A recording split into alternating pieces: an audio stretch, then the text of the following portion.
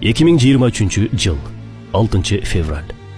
Таңғы саат 4:17 өткөндө Түркиянын түштүгүндө жана Сириянын түндүгүндө 8 балга жеткен жер титирөө болуп өттү. 4 күндөн бери эки өлкөдөн жалпы 21 миңдей адам каза болду. 74 миңден ашуун адам жаракат алды. 6500 үй толугу менен кулап түштү. 10 миңдеген үйлөр жараксыз абалга келди. Түркиянын 10 аймагында жашаган 14 миллион адам түз жана кыйыр түрдө бул зилзаладан жапа чекти. Урандынын чаңы сапырылган көчөлөр, таштан бекемдеген имараттардын кыйроосу, түп орду менен оодарылган дубалдардын кычыгынан чекесиндеги канды сүрүп чыгып жаткан чүрпөлөр жана карыялар. Не сабалда жардам күтүп жаткан калайык. Бул көрүнүш жалпы адамзатты селт ettирип, терең ойго салды. Бүткүл дүйнө жардам колун сунуп жаткан учур. Албетте, мындай абалда тообой эмес, таба кылгандар да чыгат экен.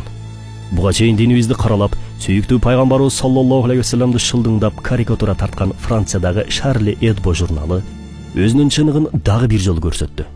Журналдын жаңы санында Түркиядагы жер титирөөдөн жабыркаган үйдүн сүрөтүнө "Түркияда жер титиреди, эми танк жөнөтүүгө деле муктаждык калбады" деп жазылган. Бул сыртынан адам укугу, тең укуктуулук, гуманизм деп, а бирок чындыгында миңдеген адамдардын азасын мазактаган бир кош стандарттуулук. Бул карикатурага каршы Абрар Сабах аттуу мусулман сүрөтчүсү жооп иретинде бекем мушту менен Түркиянын желегин кармаган билектин сүрөтүн жарыялады.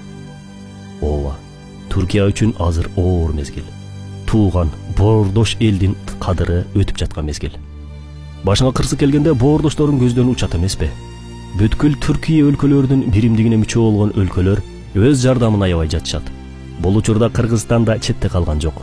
Өлкө башчысынын буйругу менен 67 кишиден турган куткаруучулар тобу Түркияга жөнөп, учурда Кахраман-Мараш аймагында куткаруу иштерине киришти.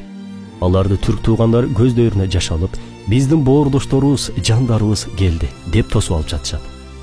Кыргызстандан жөнөтүлгөн куткаруучулар негизги керек жарагын, тамак ашын, кийим кечесин алып, керек болсо издей турган иттеринен бери ээрчитип алгандарын көрүп жүрөк жылыйт. Экинчи куткаруучу топ да тез арада жөнөп кетет деген ишеничтебиз. Керек болсо ар бир кыргыз Түркияга же Сирияга жардам берүүгө даяр экендигин социалдык тармактар аркылуу билдирип, кыргыз коомчулугу түрк байрагынын түсүнө боелду. Миңдеген адамдар жылуу кийим, жууркан төшөктөрүн көтөрүп алып, түрк элчилигинин алдында тизилгени элибиздин асыл сапаттардан өксүй электигинин белгиси. Муктаж адамга жардам берүү оолу адамдык жана мусулмандык милдет. Бүгүнкү Кыргызстандын жардамы бир кездеги алган жардамыбыздын жообу десек жаңылышпайбыз. Жакшылыкка жакшылык эр адамдын иши демекчи, бир мезгилдеги жакшылыкка жакшылык менен жооп берүү кезеги бизге келди, урматтуу кыргыз журтчулугу. Бул күндөрдө душман менен тууган сыналат.